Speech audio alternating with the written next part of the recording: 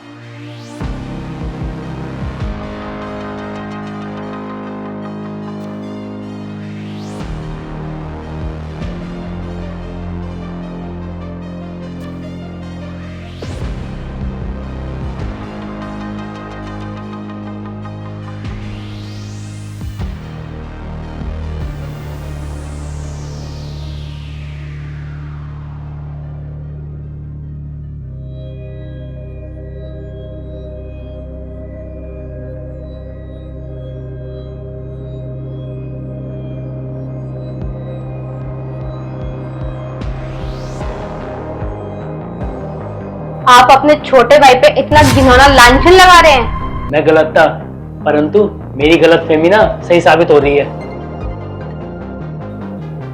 अरे भैया, आप कब आए? भाभी, आप हालचाल ही पूछती रहोगी या फिर कुछ खिलाओगी भी?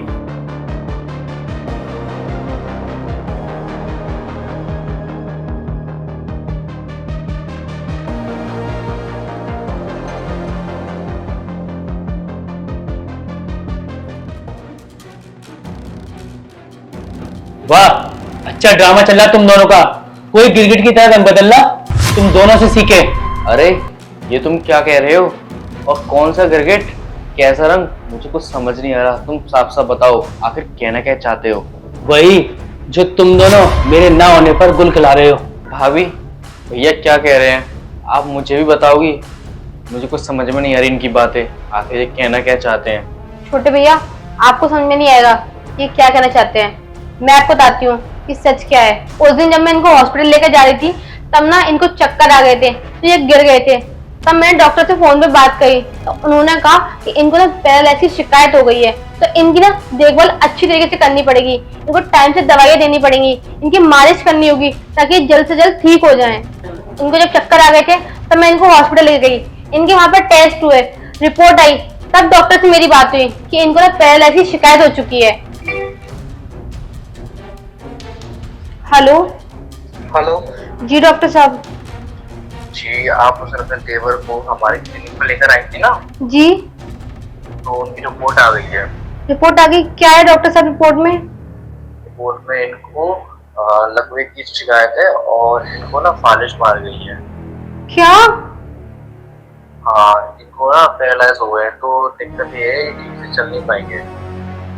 अब डॉक्टर साहब अब कैसे ठीक होंगे ये? तो आपको ना उनका अच्छे से ध्यान रखना है, क्योंकि वो ठीक से चल नहीं पाएंगे तो आप उनको अकेला मत छोड़ना। कहीं भी जाना हो ना, बाथरूम वगैरह, तो आप उनके साथ रहना। जी डॉक्टर साहब, जी मैं उनका पूरा ध्यान रखूंगी। ठीक है डॉक्टर साहब, धन्यवाद।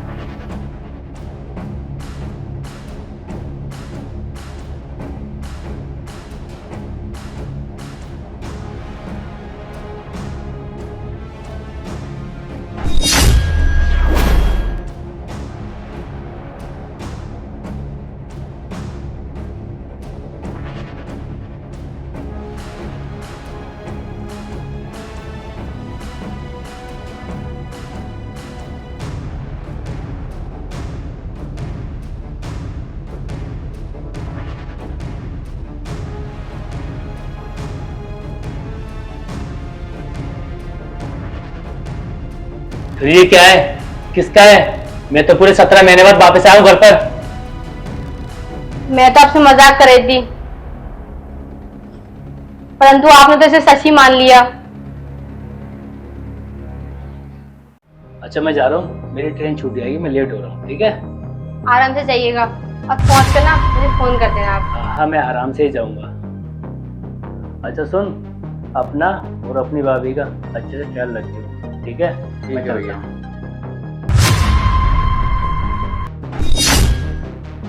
ठीक है भैया, आप संभाल कर जाना। ठीक है, मैं संभाल कर जाऊंगा।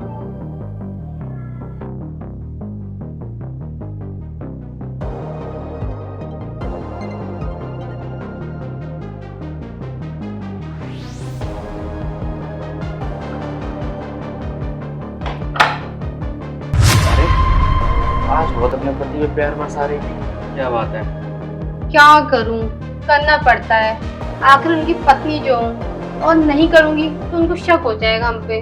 अच्छा, तुम उसकी पत्नी हो तो फिर मेरी क्या हो? अरे ये सब छोड़ो ना, आओ हम अंदर चलते हैं।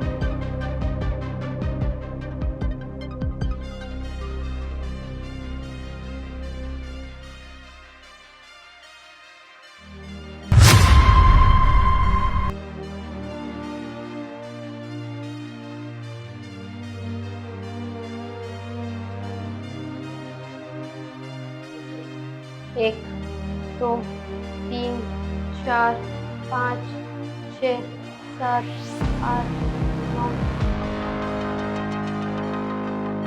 10। चल बहुत हुआ तेरा, अब इधर आ। अरे भैया, आप तो चले गए थे ना, आप वापस कैसे आए? आप मुझे ऐसे क्यों देख रहे हैं? आज से हमसे और इस घर से तुम दोनों का रिश्ता हमेशा हमेशा के लिए खत्म। तुम दोनों बैग पैक करो और निकलो यहाँ से।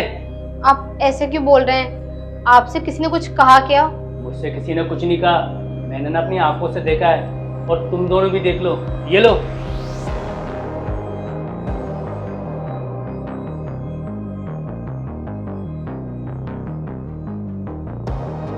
मुझे ना तुम दोनों पे उस दिन शक हो गया था जिस दिन मैं फोन पे बात कर रहा था।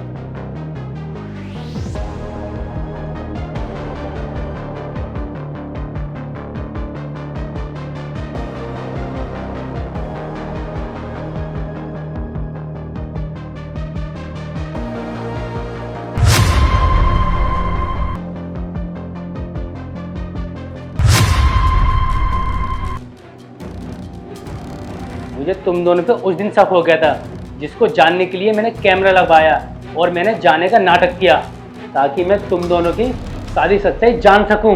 देखिए प्लीज आप मुझे माफ कर दीजिए, मुझसे ना बहुत बड़ी गलती होगी, और ना मैं आपसे प्रॉमिस करती हूँ कि आगे से ना ऐसा कभी नहीं होगा। प्लीज मुझे माफ कर दीजिए।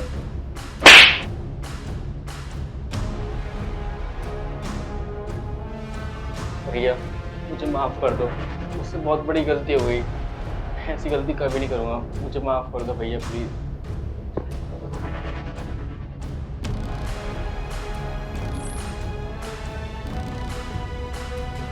भैया भैया मत बोलो मुझे अपनी गंदी जुबान से, और अपना अपना बैग उठाओ और निकलो यहाँ से।